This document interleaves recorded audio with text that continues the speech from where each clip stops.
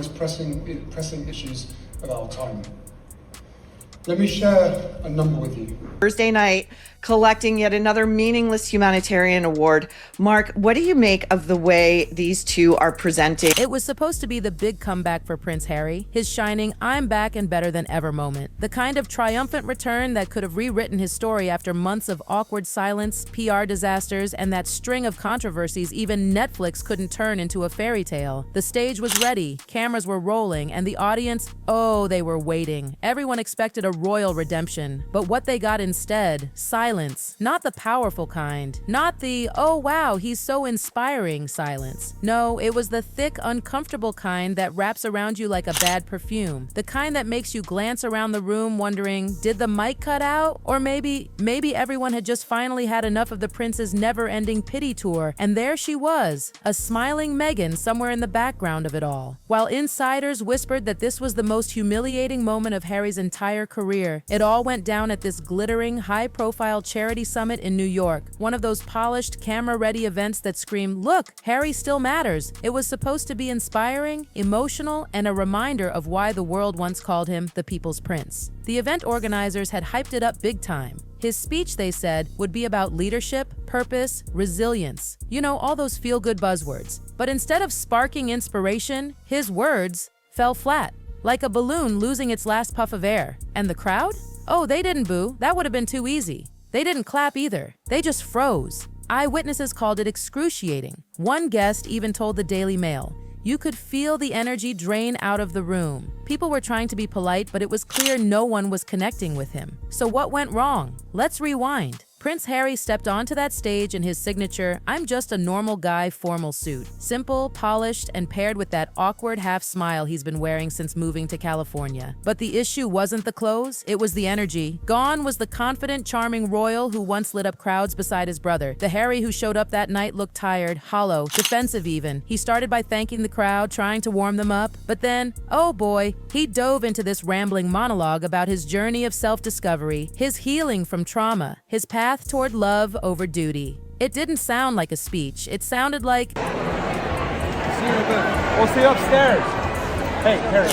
therapy, a therapy session nobody had signed up for. One PR expert didn't hold back. It wasn't a speech. It was a TED Talk from someone who forgot their slides. Ouch. The crowd just sat there, heads slightly tilted, arms crossed, polite smiles frozen in place as Harry repeated the same emotional talking points we've all heard 100 times since Spare came out. The pain of losing his mother, the trauma of the press, his struggles with mental health, all valid, all powerful, but nothing new. The world's heard it all before, over and over again, and this time, even with Meghan nearby, it didn't make a bit of difference. There was no Netflix editing magic, no Oprah nodding along sympathetically. It was just Harry standing under those harsh stage lights trying to win back an audience that had clearly moved on. The silence grew louder with every sentence. People started fidgeting, checking their phones, whispering. A cameraman even zoomed in on the VIP section. Rows of blank faces, emotionless expressions. One guest told The Telegraph, "It felt uncomfortable. Everyone wanted to support him, but it just didn't land. It felt forced." Then came the most painful moment of all. Halfway through, Harry tried to add some drama. That big emotional pause after saying, "I've learned that true strength comes from vulnerability." He looked up, waiting for applause. That moment of validation he's used to, but guess what? Nothing. Just silence. Pure, echoing silence. Even the sound technicians looked like they wanted to disappear. That's when it happened. His composure cracked. Just a flicker, but enough to send ripples through the room. You could see the frustration flash across his face before he forced a smile and stumbled over his next line. The rest of the speech? Rushed, deflated, almost defeated. By the time he finished, the applause was weak, polite at best. The kind of clapping you do when you're trying to be nice, not because you actually mean it. And of course, the internet didn't miss a thing. Within hours, clips of that awful silence were all over X, you know, Twitter's new name.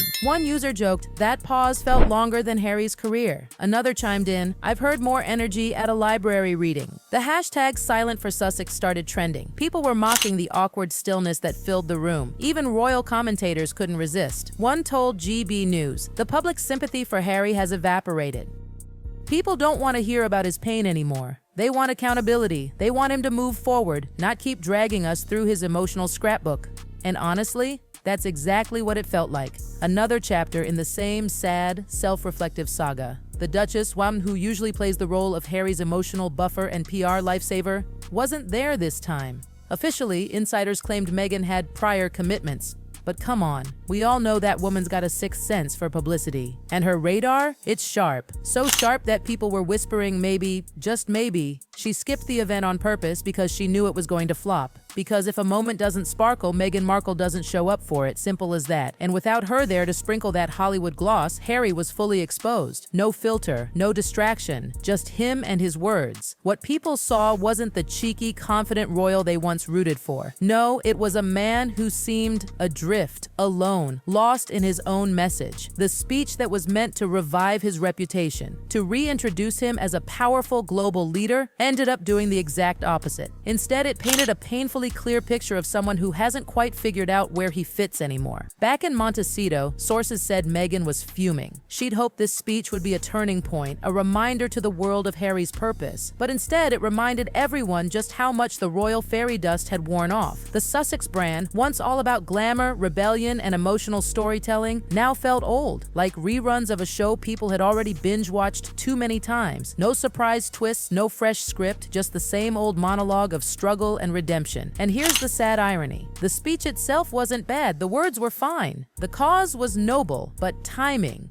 Oh, timing was the real villain. Just days before, British tabloids had gleefully splashed reports that King Charles had quietly removed Harry and Meghan's photos from several palace displays. Talk about brutal timing, right? Meanwhile, Prince William was out there stealing the spotlight with his Earthshot Prize success. Global applause, real admiration, a clear vision. The contrast was staggering. William, thriving, respected, future king. Harry, awkwardly applauded after a long, painful pause. One royal insider even whispered it was painful to watch. He looked like he knew he'd lost them. The crowd, the message, maybe even the magic. All smiles in New York City. By the end of the night, one thing was undeniable. The world had moved on. And poor Harry, he was the only one who hadn't realized it yet. Another insider told Page Six he looked broken afterward. There was no afterglow, no sense of triumph. He just walked off stage, went straight backstage, and skipped the post-event mingling. That's not like him, and that's when it really hit. This wasn't just a bad speech. It was symbolic. The prince who gave up a crown to find his voice was now losing it, but it went deeper than just an awkward night. The crowd's polite clapping wasn't just about the speech, it was about how the public feels now.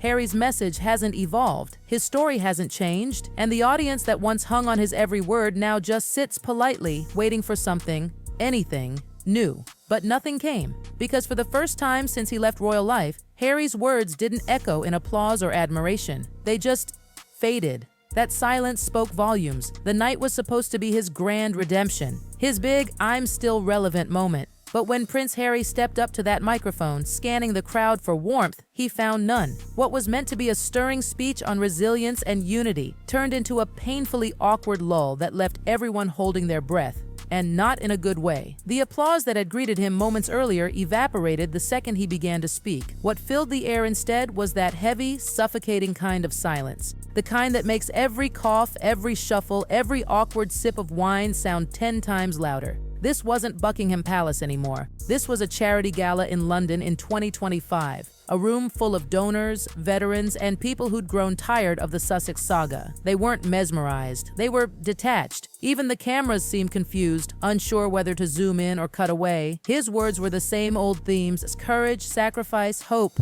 But something was missing. The heart, the sincerity. It felt rehearsed, almost robotic. And that's when people started to notice what they were really feeling. Not inspiration, not sympathy, but exhaustion. And the painful truth? Harry didn't get it, not at first. He thought the silence was respect. The old royal delusion? That quiet meant awe. But this wasn't admiration. This was disinterest. This was an audience that had moved on. One guest even whispered to a reporter, "It's like he's auditioning for an Oscar instead of giving a speech." And honestly, that one line summed it up. Because while the words were technically fine, the delivery, the energy, felt off. Too self-focused. Too me.